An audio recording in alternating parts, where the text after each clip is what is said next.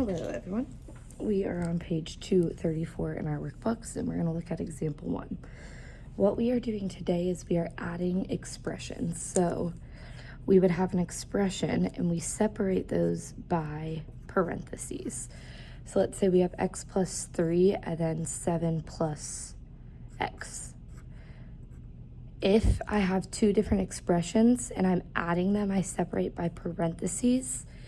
And then there's technically an invisible 1 there. So 1 times 7, I would rewrite this as x plus 3, and then that is positive 7. And positive 1 times x is positive x. So now we've gotten rid of our parentheses. Then we can combine our like terms. I'm not going to finish solving that one, but let's look at example 1 then. It says, Delilah signs up for a health club in a rock climbing gym. What expressions represent her total fitness cost after M months? So if we see the word total, we should know that we're adding something. So let's look at Rudy's. So Rudy's rock climber, there's an initial fee of $65. Now I have to ask myself, does that have anything to do with the amount of months, years, days? This one says months. Does that have anything to do with the amount of months that I am working for or paying for? And the answer is no. So I would have 65 and then a monthly fee of $40 per month. So I'm going to put that M there because this is a monthly fee. She's not just paying $40. She's paying $40 per month. And then like I said up here, we're going to separate our two expressions with parentheses. And then we're finding the total, so I'm adding them. And then Ace Health Club has an initial fee of $80. So I'm going to write my second expression. That does not have to do with the months, but then they have a monthly fee of $50. So I'm going to add my imaginary 1 here because I'm adding these parentheses, or what's in this parenthesis, and I'm just distributing that plus 1 to everything.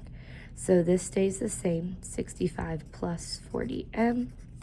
And then this is positive 80 plus 50M. Now I can combine like terms here. I see I have 65 and I see I have positive 80. You can either make your T-chart or you can do 65 plus 80, which is 145.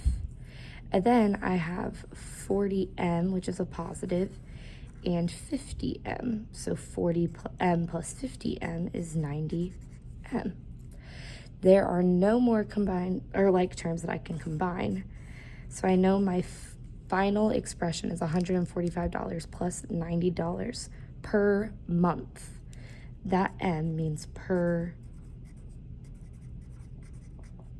month. I want you guys to do the try it. Now it says Sophia and Ollie each deposit $120 to open a joint account. They each make monthly deposits as shown. So Sophia deposits $150 per month and Ollie deposits $135 per month. So I know this is asking what expression represents the amount in the account after M months. So I want to figure out the amount in the account. This means in the total account. So I know I am adding these. So let's write our expressions. It says Sophia deposits. We know she has an initial deposit of $120 into that account. And then she deposits $150 per month. If we have more than one expression, we're going to separate it by parentheses. And I'm going to do it for Ollie. Ollie deposits $120 and then $135 per month. Oopsies. So I'm going to put my imaginary 1 there so I can get rid of these parentheses. So I'm going to distribute. So I have 120 plus 150M because I did not touch anything here. And then I'm adding, because it's a positive 120, plus a positive times a positive is still a positive 135M. Now I combine like terms, 120 plus 120 is 240, and then 150m plus 135m is positive 185m. So the amount in their account after m months will be $140 plus 85 per, or plus 185 per month. Now let's look at example 2. It says, Cindy spent $125 on ingredients. First of all, if she spends $125, I should know that I'm subtracting something on ingredients for muffins, and she spent,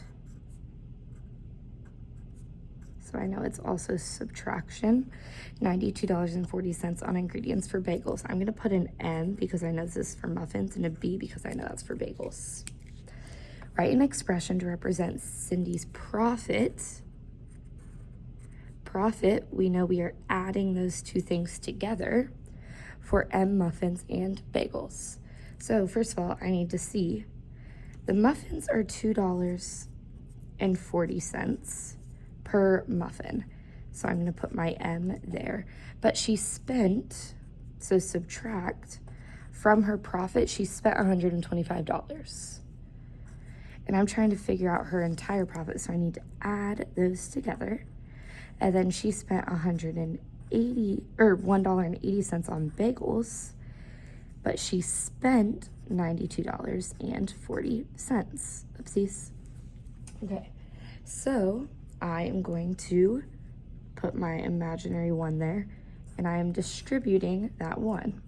So I have $2.40M minus 125, and then a positive times a positive is positive $1.80B minus a positive times a negative is a negative $92.40. Now I can combine like terms because I got rid of those parentheses.